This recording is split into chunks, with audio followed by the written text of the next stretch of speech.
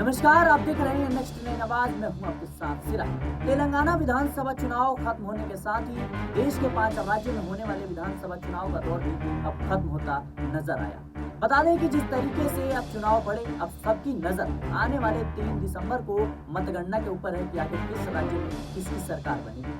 राजस्थान की बात करें तो 25 नवंबर को मतदान पूरा होने के बाद प्रत्याशियों और राजनीतिक दलों की किस्मत का फैसला ईवीएम यानी इलेक्ट्रॉनिक वोटिंग मशीन में कैद हो गया। इसी के साथ ईवीएम की पेटी के अंदर राजस्थान में अगली सरकार किसकी बनने वाली है, ये राज भी बंद है। इन दोनों ही सवालों का जवाब 3 दिसंबर को मिलेगा और जब मतगणना होगी। हालांकि मतदान के बाद राज्य में किसकी हवा बह रही है और किसको कितनी सीटें मिलने की उम्मीद है, ये आज हम आपको बताते हैं। सत्ता परिवर्तन के रिवाज के लिए मशहूर राजस्थान में भाजपा और कांग्रेस के बीच कड़ा मुकाबला है, जहां मुख्यमंत्री अशोक गहलोत की कप्तानी में कांग्रेस ऐतिहासिक जीत की तलाश कर रही है। वहीं भाजपा रिवाज बरकरार रखने की कोशिश में है। राजस्थान में विधानसभा की 200 सीटें हैं, लेकिन एक उम्मीदवार के निधन के कारण जो 199 सीटों पर चुनाव हुए। अनुमान है कि राजस्थान में बीजेपी को 120 सीटें मिलेंगी। वहीं बात करें कांग्रेस की तो 75 सीटें मिलने की संभावनाएं हैं और अन्य जो है उनको 4 सीटें मिलेंगी। यानी राजस्थान में कांग्रेस की सत्ता जो है वो जाती हुई दिख रही है और कांग्रेस के हाथ से सत्ता अब छीनती हुई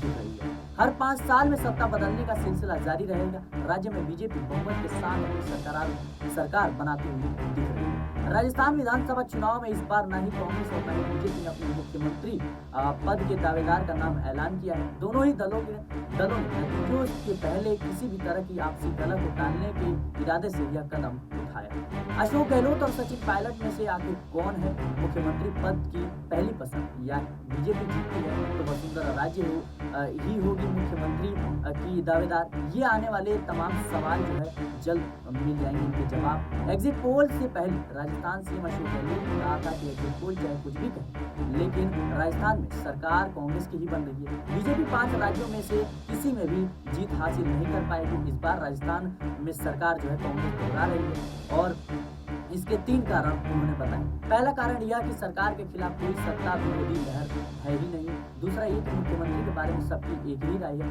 और बीजेपी के वोटर भी यही कह रहे हैं कि मुख्यमंत्री ने काम करने में कोई कमी नहीं छोड़ी। इसके अलावा प्रधानमंत्री नरेंद्र मोदी, गृह मंत्री अमित शाह और बीजेपी के मुख्यमंत्री और केंद्रीय मंत्रियों की भाषा वो भाषा किसी को पसंद नहीं आ रही थी। राजस्थान विधानसभा चुनाव में यूं तो मुख्य मुकाबला भारतीय जनता पार्टी और कांग्रेस के बीच है, लेकिन इन दोनों ही दलों से सत्ता की चाबी को दूर करने की कोशिश में कई दल भी अपनी किस्मत आजमा रहे हैं। राजस्थान में हनुमान बेनीवाल की राष्ट्रीय लोकतांत्रिक पार्टी और जहां जयशंकर की आजाद समाज पार्टी के सहारे विस्तार की कोशिश में है, तो वहीं आम आदमी पार्टी नई संभावनाओं की तलाश में है।